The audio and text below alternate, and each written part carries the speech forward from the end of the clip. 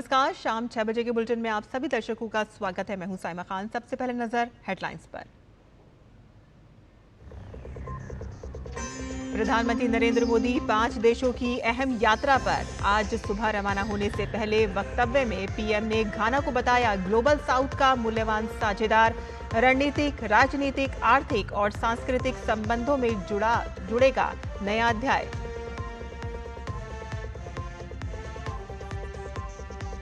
भाजपा के वरिष्ठ नेता राजनाथ सिंह ने बिहार में फिर से एनडीए सरकार बनाने का जताया भरोसा। कहा कि जो वादे करते हैं उसे करते हैं पूरा। बिहार चुनाव के लिए तैयारियों की समीक्षा के लिए बीजेपी की बड़ी बैठक।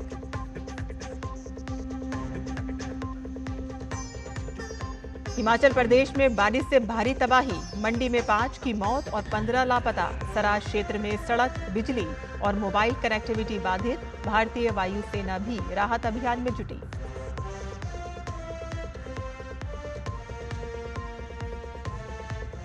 और हर हर महादेव के जयकारों के साथ जम्मू से रवाना हुआ श्री अमरनाथ यात्रा के लिए पहला जत्था। कल से यात्रा का औपचारिक होगा शुभारंभ। सुरक्षा व्यवस्था चाको चौबंद।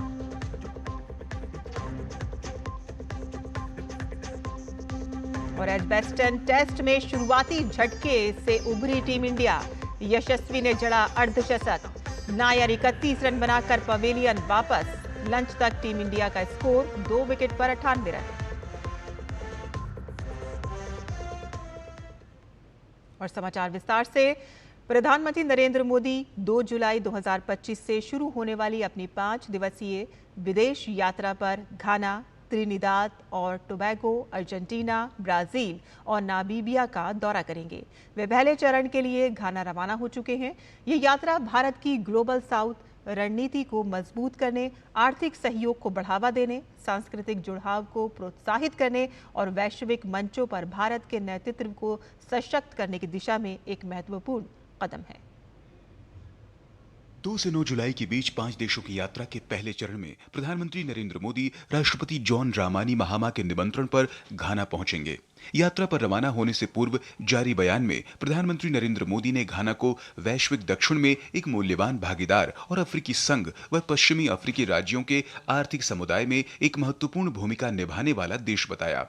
उन्होंने कहा कि वे घाना के साथ आदान प्रदान की प्रतीक्षा कर रहे हैं, जिसका उद्देश्य ऐतिहासिक संबंधों को और गहरा करने के साथ ही निवेश, ऊर्जा, स्वास्थ्य सुरक्षा, क्षमता निर्माण और विकास साझेदारी के क्षेत्रों में सहयोग की नई खिड़कियां खोलना है। उन्होंने कहा कि उनके लिए घाना की संसद को संबोधित करना सम्मान की बात होगी। एक चीज़ भारत घाना के बारे में बड़ा महत्वपूर्ण है कि हम दोनों की जो इकोनॉमीज़ हैं वो बड़ी कॉम्प्लीमेंट्री हैं एक दूसरे की। यहाँ आपने देखा होगा कि जो नेचुरल रिसोर्सेज हैं, माइनिंग रिसोर्सेज हैं, घाना उनसे बड़ा समृद्ध है। ये सोने का सबसे बड़ा उत्पादक भी है, लिथियम का सेकंड लार्जेस्ट प्रोड्यूसर भी बनने जा रहा है इस रीजन में। तो और दूसरी तरफ भारत की जो कैपेसिटीज़ है, हमारी एग्रीकल्चर है, हमारा मैन्युफैक्चरिंग है, हमारी आईटी है, हमारा स्पेस सेक्टर है, इन सब की घाना को बहुत ही ज़रूरत है। और साथ ही साथ क्या है कि हमारा इनके साथ बहुत ही गहरा रिश्ता भी है। तो इस कंट्री में जब आप जाएंगे तो आप महसूस करेंगे कि आप यहाँ पे एक विदेशी नहीं हैं। प्रधानमंत्री नरेंद्र मोदी ने अपने बयान में बताया कि 3 से 4 जुलाई के बीच वे त्रिनिदाद और टोबैगो में रहेंगे। उन्होंने कहा कि यह एक ऐसा देश है जिसके साथ हम गहरे ऐतिहासिक, सांस्कृतिक और लोगों से लोगों के बीच जुड़ाव साझा करते हैं। उन्होंने कहा कि वे इस वर्ष के प्रवासी भारतीय दिवस की मुख्य अतिथि रही राष्ट्रपति क्रिस्टीन कार्ला कंगालू और हाल ही में दूसरा कार्यकाल संभालने वाली प्रधानमंत्री कमला प्रसाद बिसेसर से मुलाकात करेंगे। पीएम ने कहा कि यह यात्रा हमें एकजुट करने वाले पूर्वजों और रिश्तेदारी के विशेष बंधनों को फिर से जीवित करने का अवसर प्रदान करेगी। लोगों ने इतने समय के बाद भी, इतनी पीढ़ियों के बाद भी अपनी जो सांस्कृतिक जड़ें हैं उनको नहीं छोड़ा है। आप यहाँ आकर के दिवाली देखिए, आप इनकी होली और फगवा देखिए, आपको लगेगा नहीं कि आप भारत से बाहर आ गए। मुझे यहाँ इतने समय से हो गया, मुझे पूछते हैं कि लोग कैसे हैं, मैं कहता हूँ कि ये तो होम अवे फ्रॉम होम है। तो ये बहुत ही विशेष क्षण है उनके लिए कि भारत के प्रधानमंत्री यहाँ आ रहे हैं। तो जो सांस्कृतिक जुड़ाव है, जो लोगों के बीच जुड़ाव है, वो इतने वर्षों के बाद भी अक्षुण्ण है। त्रिनिदाद और टोबैगो के बाद प्रधानमंत्री नरेंद्र मोदी अर्जेंटीना की यात्रा करेंगे। यह 57 वर्षों में अर्जेंटीना में किसी भारतीय प्रधानमंत्री की पहली द्विपक्षीय यात्रा होगी। अर्जेंटीना लैटिन अमेरिका में एक प्रमुख आर्थिक साझेदार और G20 में एक करीबी सहयोगी है। पीएम ने कहा कि वे राष्ट्रपति जेवियर माइली के साथ चर्चा करने की प्रतीक्षा कर रहे हैं। पीएम ने बताया कि दोनों देश कृषि, महत्वपूर्ण खनिजों, ऊर्जा, व्यापार, पर्यटन, प्रौद्योगिकी और निवेश के क्षेत्रों सहित अपने पारस्परिक रूप से लाभकारी सहयोग को आगे बढ़ाने पर ध्यान केंद्रित करेंगे। प्रधानमंत्री नरेंद्र मोदी 6-7 जुलाई को रियो डी जेनेरियो में ब्रिक्स शिखर सम्मेलन में हिस्सा लेंगे। पीएम ने कहा कि संस्थापक सदस्य के रूप में भारत उभरती अर्थव्यवस्थाओं के बीच सहयोग के लिए एक महत्वपूर्ण मंच के रूप में ब्रिक्स के लिए प्रतिबद्ध है। उन्होंने कहा कि साथ मिलकर हम एक अधिक शांतिपूर्ण, न्यायसंगत, लोकतांत्रिक और संतुलित बहुध्रुवीय विश्व व्यवस्था के लिए प्रयासरत हैं। शिखर सम्मेलन के दौरान पीएम मोदी विश्व के कई नेताओं से भी मुलाकात करेंगे। उन्होंने बताया कि वे द्विपक्षीय यात्रा के लिए ब्राजीलिया जाएंगे, जो लगभग 6 दशकों में से किसी भारतीय प्रधानमंत्री की पहली यात्रा होगी। उन्होंने कहा कि यह यात्रा ब्राजील के साथ दोनों देशों के बीच घनिष्ठ साझेदारी को मजबूत करने और उनके मित्र राष्ट्रपति लुइस इनासियो लूला दा सिल्वा के साथ मिलकर वैश्विक दक्षिण की प्राथमिकताओं को आगे बढ़ाने का अवसर प्रदान करेगी। प्रधानमंत्री की यात्रा का अंतिम पड़ाव नामीबिया होगा। पीएम मोदी ने दोनों देशों के उपनिवेशवाद के खिलाफ संघर्ष के साझे इतिहास का उल्लेख किया और नामीबिया को एक विश्वसनीय भागीदार बताया। उन्होंने राष्ट्रपति डॉक्टर नेटुम्बो नंदी नदैत्वा से मिलने के साथ ही लोगों, क्षेत्रों और व्यापक वैश्विक दक्षिण के लाभ के लिए सहयोग के लिए एक नया रोड मैप को तैयार करने पर उत्सुकता व्यक्त की। उन्होंने कहा कि नामीबियाई संसद के संयुक्त सत्र को संबोधित करना उनके लिए सौभाग्य की बात होगी। प्रधानमंत्री ने विश्वास व्यक्त किया कि 5 देशों की उनकी यात्रा वैश्विक दक्षिण में मित्रता को और मजबूत करने के साथ ही अटलांटिक के दोनों किनारों पर साझेदारी को मजबूत करेगी और ब्रिक्स, अफ्रीकी संघ, इकोवास और कैरिकॉम जैसे बहुपक्षीय मंचों पर जुड़ाव को और गहरा करेंगी। Bureau report, DD news. और प्रधानमंत्री 5 देशों की विदेश दौरे पर हैं। इस दौरान उनका पहला पड़ाव घाना है। प्रधानमंत्री के घाना दौरे को लेकर घाना के लोगों में काफी उत्साह का माहौल है। डीडी न्यूज के संवाददाता तापस भट्टाचार्य ने घाना के प्रमुख अखबारों की सुर्खियां का जायजा लिया और आइए देखते हैं कि घाना के अखबारों में प्रधानमंत्री के यात्रा को लेकर क्या कुछ चर्चाएं चल रही हैं। प्रधानमंत्री नरेंद्र मोदी का दौरा 5 देशों का शुरू होने वाला है। उसमें सबसे पहला जो स्टॉप है वो है घाना। घाना में इस वक्त है, आकरा उनकी कैपिटल है और यहाँ पे प्रधानमंत्री अब से थोड़ी देर में आने वाले हैं। न्यूज़पेपर्स जो है घाना के दोनों देशों के बीच में क्या हेडलाइन दे रहे हैं बताते हैं आपको। ये है सबसे पहला डेली ग्राफिक है घाना का न्यूज़पेपर। तो पहला हेडलाइन है, ये देखिए आप, फोर्टिफाइंग गोल्डन अलायंस। जी हाँ, Narendra Modi vision to Ghana. ये है घाना में प्रधानमंत्री नरेंद्र मोदी का क्या विजन हो सकता है और किस तरीके से ये गोल्डन अलायंस इन दोनों देशों के बीच में किस तरीके से की जा सकती है। यहाँ पे बात की गई है economic, trade relation, connection, cooperation. करीब 15,000 स्ट्रॉन्ग इंडियन कम्युनिटी है, वो उसके बारे में रखा गया है। पॉलिटिकल डिप्लोमेटिक रिलेशन जो है, जो 1953 से भारत ने इनफैक्ट अपना जो पहला कॉन्सुलेट था वो 1953 में यहाँ पे किया था। हाई कमीशन यहाँ पे है आकरा में और ये सब चीजें कैसे आगे बढ़ा जा सकता है, घाना का पर्सपेक्टिव, ये सारा चीज जो है इस पेपर में दिया गया है। इसके साथ साथ हम दूसरे न्यूज़पेपर की बात करते हैं। ये है डेली गाइड। ये हेडलाइन देखिए, हेडलाइन बहुत ही शानदार है। कहते हैं one earth, one family, one future. जी हाँ, ये घाना के लोग ये चाहते हैं कि दोनों देश मिलकर काम करें और दोनों देशों के बीच ये जो संबंध है और स्ट्रांग हो। और प्रधानमंत्री का ये जो दौरा है, बहुत लोग कह रहे हैं कि ये दोनों देशों के बीच में मील का पत्थर साबित हो सकता है। कैमरा पर्सन राकेश के साथ मैं तापस भट्टाचार्य, दूरदर्शन समाचार, आकरा, घाना। और बिहार विधानसभा चुनाव की तैयारियों को धार देने के लिए पटना के ज्ञान भवन में आज बिहार भाजपा की प्रदेश कार्य समिति की बैठक हुई और इसमें भाजपा के वरिष्ठ नेता राजनाथ सिंह शामिल हुए।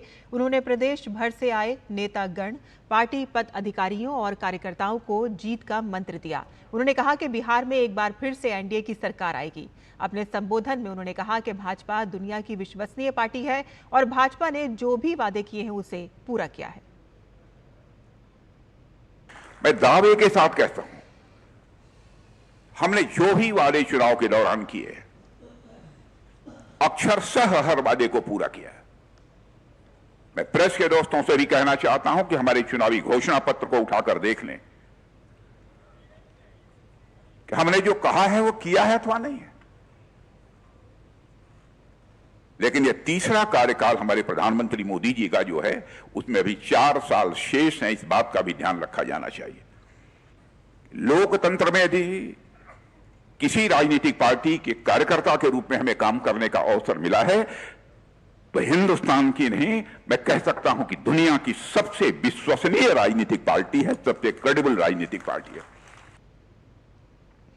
प्रधानमंत्री नरेंद्र मोदी ने केंद्रीय मंत्री अन्नपूर्णा देवी के प्रौद्योगिकी के माध्यम से महिलाओं और बाल कल्याण के क्षेत्रों में किए गए कार्यों की प्रशंसा की। असल में केंद्रीय मंत्री अन्नपूर्णा देवी ने सोशल मीडिया प्लेटफॉर्म एक्स पर एक समाचार पत्र में छपे अपने एक लेख को साझा किया था, जिसमें उन्होंने अपने मंत्रालय से संबंधित कामों का जिक्र किया था। समाचार पत्र में लिखे लेख में केंद्रीय महिला एवं बाल विकास मंत्री अन्नपूर्णा देवी ने मंत्रालय संबंधित कामों का जिक्र किया। उन्होंने लिखा कि महिला और बाल विकास मंत्रालय ने तकनीक को सशक्तिकरण का माध्यम बनाते हुए शासन की पहुंच अंतिम छोर तक सुनिश्चित की है। प्रधानमंत्री नरेंद्र मोदी के विकसित भारत एट 2047 विजन से प्रेरित ये प्रयास पोषण, शिक्षा, सुरक्षा और अधिकारियों की डिलीवरी को तेज, पारदर्शी और उत्तरदायी बना रहा है। और इसके अलावा सक्षम आंगनवाड़ी योजना के तहत 2 लाख से अधिक आंगनवाड़ी केंद्रों को स्मार्ट इंफ्रास्ट्रक्चर, डिजिटल उपकरणों और नवीन शिक्षण सामग्री से सुसज्जित किया जा रहा है। पोषण ट्रैकर से 14 लाख आंगनवाड़ी केंद्रों को जोड़ा गया है, जिसमें 10 करोड़ से अधिक लाभार्थी गर्भवती महिलाएं, स्तनपान कराने वाली माताएं, 6 वर्ष तक के बच्चे और किशोरियां रजिस्टर्ड हैं। अन्नपूर्णा देवी ने लिखा कि महिलाओं के लिए शी बॉक्स पोर्टल यौन उत्पीड़न से संबंधित शिकायतों के लिए एक सिंगल विंडो प्लेटफॉर्म है, जबकि मिशन शक्ति डैशबोर्ड और ऐप संकट में महिलाओं को नजदीकी वन स्टॉप सेंटर से जोड़ता है। ये पहल तकनीक के जरिए न केवल दक्षता बल्कि न्याय, गरिमा और अधिकार सुनिश्चित कर रही है। और इसके अलावा प्रधानमंत्री मातृ वंदना योजना के तहत पहली संतान पर 5,000 और दूसरी संतान बेटी होने पर 6,000 की सहायता दी जा रही है। और अब तक योजना के तहत लगभग 19,000 करोड़ 4 करोड़ महिलाओं को सीधे उनके खातों में ट्रांसफर किए गए हैं। उन्होंने लेख में लिखा कि केयरिंग पोर्टल से गोद लेने की प्रक्रिया को पारदर्शी और सुगम बनाया गया है। मिशन वात्सल्य डैशबोर्ड और NCPCR के प्लेटफॉर्म बच्चों के अधिकारों की निगरानी कर रहे हैं और इन सभी ऐतिहासिक पहलों का असर भी दिखने लगा है। जहां 2014-15 में जन्म के समय लिंग अनुपात 918 था, तो वहीं 2023-24 में बढ़कर 930 पर पहुंच गया है, जबकि मातृ मृत्यु दर भी 130 से घटकर 97 प्रति 1 लाख जन्म हो गई है। केंद्रीय गृह मंत्री अमित शाह ने ग्लोबल ड्रग गिरोह का भांडाफोड़ करने पर एनसीबी और इससे जुड़े सभी एजेंसियों के कार्यों की सराहना की है। और उन्होंने अपने सोशल मीडिया एक्स पर लिखा कि ग्लोबल ड्रग गिरोह का भांडाफोड़ करने पर एनसीबी और सभी एजेंसियों को बधाई।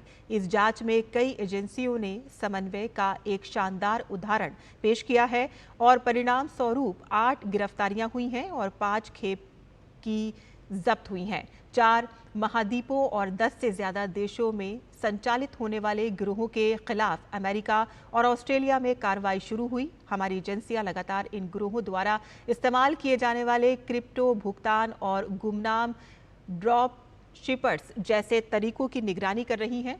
प्रधानमंत्री नरेंद्र मोदी जी के नेतृत्व वाली सरकार हर ड्रग कंट्रोलर को खत्म करने और युवाओं की सुरक्षा करने के लिए दृढ़ संकल्पित है, वह चाहे कहीं से भी काम करता हो। और यहाँ बुलेटिन में हम रुकते हैं एक छोटे से ब्रेक के लिए। हम जल्द हाजिर होंगे। आप देखते रहिए डीडी न्यूज। टाइम पे खा लेना और प्लीज बाइक धीरे चलाना जी। और ये तुम्हारी सेफ्टी के लिए। अरे एक बात तो रह गई। LIC ये हमारी सेफ्टी के लिए। दिल की सुनो, LIC चुनो। LIC हर पल आपके साथ। जो लक्ष्य चुना था समझ आने लगा है। GLA यूनिवर्सिटी, उच्च लक्ष्य की निश्चित प्राप्ति।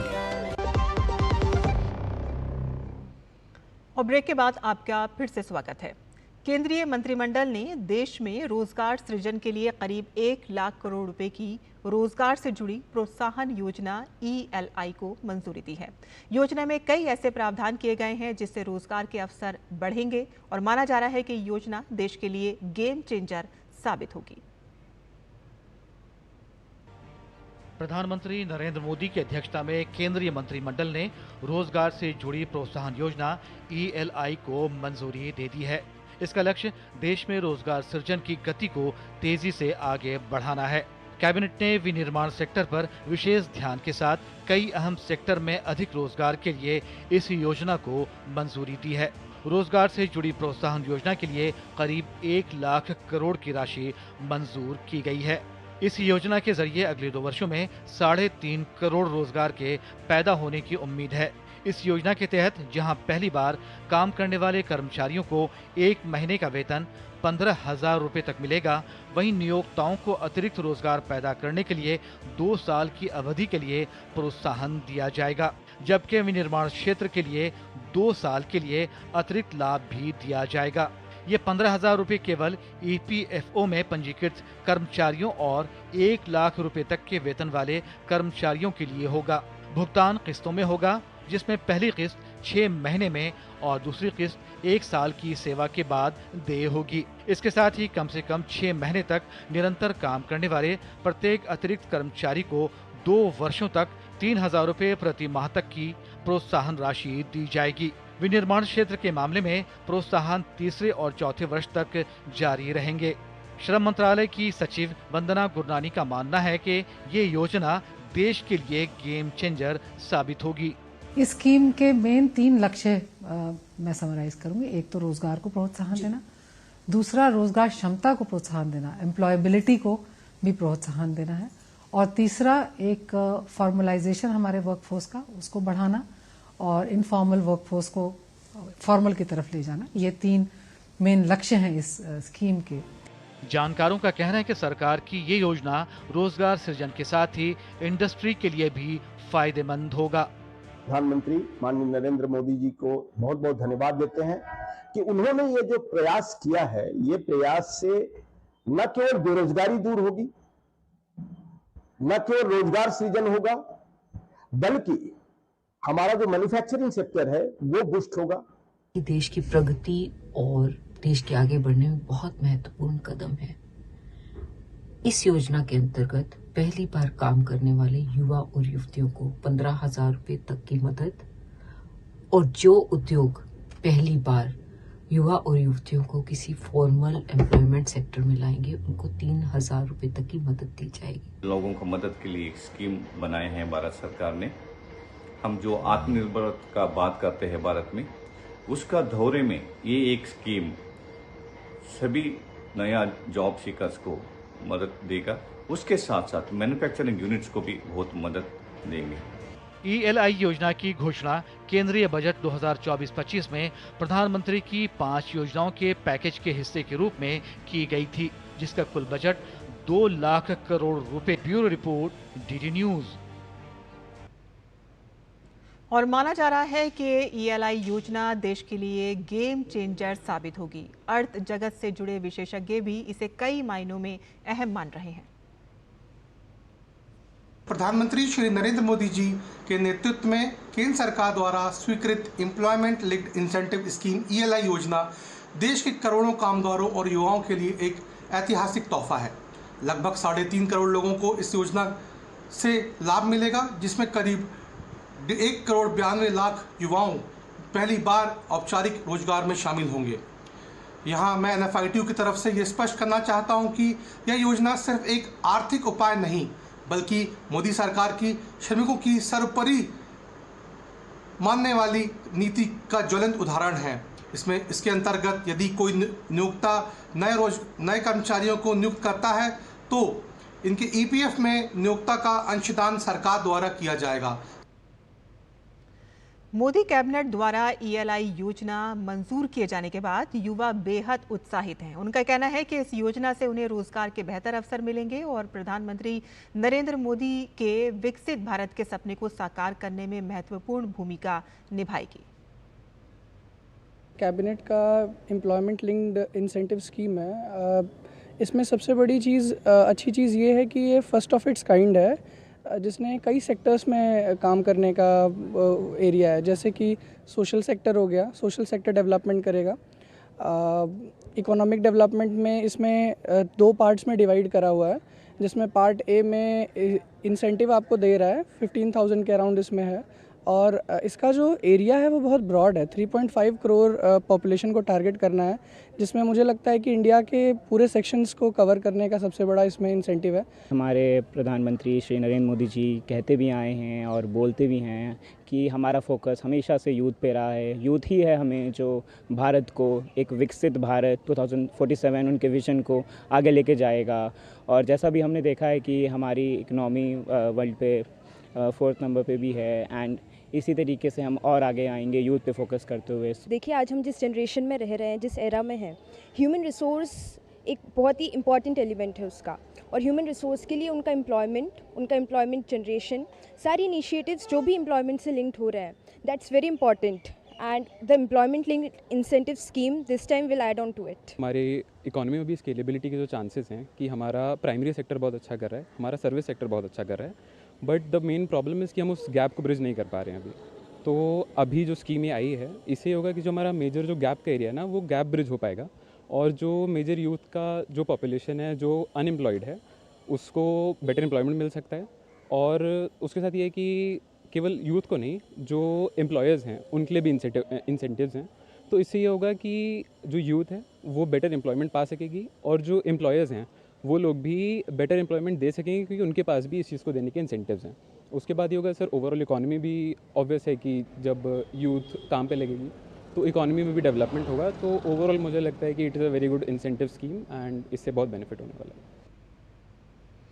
और दिल्ली में प्राथमिक कृषि सहकारी ऋण समितियों में उभरती प्रौद्योगिकियों पर एक कार्यशाला का आयोजन हुआ। कार्यशाला में देश के 12 राज्यों से 122 पैक्स सदस्य शामिल हुए। इस कार्यशाला में सहकारिता मंत्रालय के सचिव आशीष भूटानी ने कहा कि भारत सरकार की सभी योजनाओं में पैक्स की भूमिका को शामिल किया गया है, जिसमें पैक्स जन सेवा केंद्रों, किसान समृद्धि केंद्रों और उर्वरकों की बिक्री में भी कार्य कर रहे हैं। उन्होंने कहा है कि सहकारिता में तकनीक को शामिल कर पारदर्शिता को बढ़ावा दिया जा रहा है। हमने एक काम और शुरू किया कि जितने भी भारत सरकार की स्कीमें हैं उनका इंटीग्रेशन हम पैक्स लेवल पे करेंगे। तो जितनी भी आपको योजनाएं मिलती हैं, चाहे वो आपकी कॉमन सर्विस सेंटर हो, हमने सारे पैक्स को कॉमन सर्विस सेंटर में कन्वर्ट कर दिया। सबको जन औषधि केंद्र बनाने की एक मुहिम जारी है, और कृषि समृद्धि केंद्र का काम कर रहे हैं, फर्टिलाइजर डिस्पेंस कर रहे हैं सारे पैक्स। इस तरह हमने कई सारी योजनाओं को जोड़ा भारत सरकार की।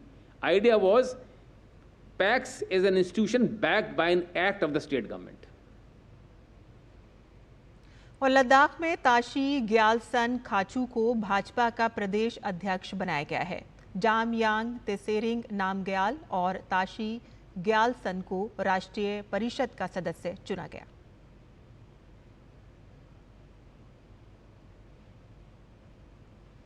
श्री अमरनाथ यात्रा के लिए तीर्थ यात्रियों का पहला जत्था आज जम्मू बेस कैंप से रवाना हो गया। इस दौरान पूरा माहौल हर हर महादेव और बम बम भोले के जयकारों से गूंज उठा। जम्मू कश्मीर के उपराज्यपाल मनोज सिन्हा ने इस पहले जत्थे को हरी झंडी दिखाई। औपचारिक रूप से कल 3 जुलाई से इस पवित्र यात्रा का शुभारंभ होगा और 9 अगस्त तक चलेगा। ये यात्रा 38 दिन तक चलेगी, जिसमें श्रद्धालु पहलगाम और बालटाल के रास्ते बाबा बर्फानी के दर्शन कर सकेंगे। यात्रा के दौरान सुरक्षा, चिकित्सा सुविधा और पंजीकरण प्रक्रिया को बेहतर बनाने के लिए कई उपाय किए गए हैं। साल भर तक श्रद्धालु इस विशेष अवसर का इंतजार करते हैं। तीर्थ यात्रियों की इस बात पर खुशी जताई है कि खाने से लेकर रहने तक की बेहतरीन व्यवस्थाएं की गई हैं। अब जब पवित्र अमरनाथ यात्रा शुरू हो चुकी है तो देश के अलग अलग हिस्सों से श्रद्धालु आ रहे हैं, तो बड़ी संख्या में माताएं बहनें भी आ रही हैं जो कि यहाँ पर यात्रा के लिए पहुंची हैं। पंथा चौक में आप देख सकते हैं कि इतनी लंबी कतार माताओं बहनों की जो कि ऑफलाइन रजिस्ट्रेशन के लिए यहाँ आई हैं। और यहाँ से अब आगे के दिनों में इनकी यात्रा शुरू होगी। यात्रा सुरक्षित हो, यात्रा सहूलियत भरी हो, इसके सारे इंतजाम जिला प्रशासन द्वारा किए गए हैं, स्थानीय प्रशासन द्वारा किए गए हैं। लोगों के ऑफलाइन रजिस्ट्रेशन के बाद सबको एक रेडियो फ्रीक्वेंसी वाला RFID दिया जाएगा, जो कि एक एक मूवमेंट को ट्रैक कर सकता है। जो यहाँ पर माताएं बहनें हैं, जो श्रद्धालु हैं, उनसे हम बात करना चाहेंगे कि किस तरीके से इस यात्रा को लेकर उत्साहित हैं। हम लोग संभल से आए हो, संभल उत्तर प्रदेश से। तो कब की यात्रा है आपकी? अभी यहाँ पर RFID ले रहे हैं, यात्रा कब की है? यात्रा हमारी कल की है, 3 तारीख। हम आज आए हुए हैं, लाइन लगी हुई है। किस तरीके से जो रास्ते में आने की जो सुरक्षा व्यवस्था है, जिस तरीके से लोगों के आवागमन की व्यवस्था है, वो कितनी सहूलियत भरी है? रास्ते में आने में जो हमें सुरक्षा मिली है वो काफ़ी ज़्यादा अच्छी थी, और मतलब हर जगह पे BSF काफ़ी फोर्स थी, और मतलब वो चीज़ हमें काफ़ी अच्छी लगी कि जहाँ पे हम रुके थे तो वहाँ पे भी काफ़ी सिक्योरिटी फोर्स थी। ये लोग तो काफ़ी अच्छा कंट्रोल कर रहे हैं फिर भी। तो लोगों से ये अपील की जाती है कि लोग धैर्य बनाए रखें, सुरक्षा के पुख्ता इंतजाम किए गए हैं। अर्धसैनिक बल, सेना और JK पुलिस लगी हुई है।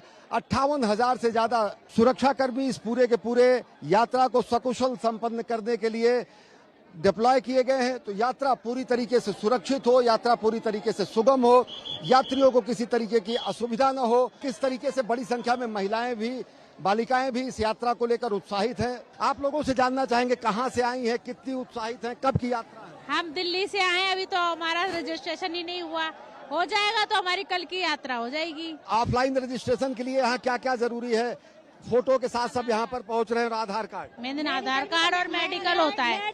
मेडिकल। तो कैसा महसूस हो रहा है जब बाबा बर्फानी के दर्शन करेंगे चल के? आप लोग इतनी बड़ी संख्या में, कितने लोगों का समूह है आपका? 4 लोग हैं हम लोग। हम 65 हैं, 65। मेरे हस्बैंड 18 साल से आ रहे हैं कंटिन्यू, हम फर्स्ट टाइम आए। आप बच्चे बताओ, कितना अद्भुत ये यात्रा लग रहा है, कितनी सुरक्षा है? देख सकते हो आप कितनी टाइट है, हमारी सेफ्टी का पूरा ध्यान रखा जा रहा है यहाँ पर। प्रतिदिन जत्थे जो रवाना हो रहे हैं उनमें बड़ी संख्या में महिलाएं हैं, युवा हैं, और साथ ही साथ अभूतपूर्व सुरक्षा के इंतजाम किए गए हैं, जिससे इस यात्रा को सकुशल, सुरक्षित और निर्विघ्न संपन्न की जा सके। कैमरा पर्सन सुमित धीमान के साथ अश्विनी कुमार मिश्र, DD न्यूज, पंथा चौक, श्रीनगर। और इसी के साथ ही हमारा बुलेटिन यहीं खत्म होता है। हमारी पूरी टीम को इजाजत दें, लेकिन आप देखते रहिए DD न्यूज। नमस्कार।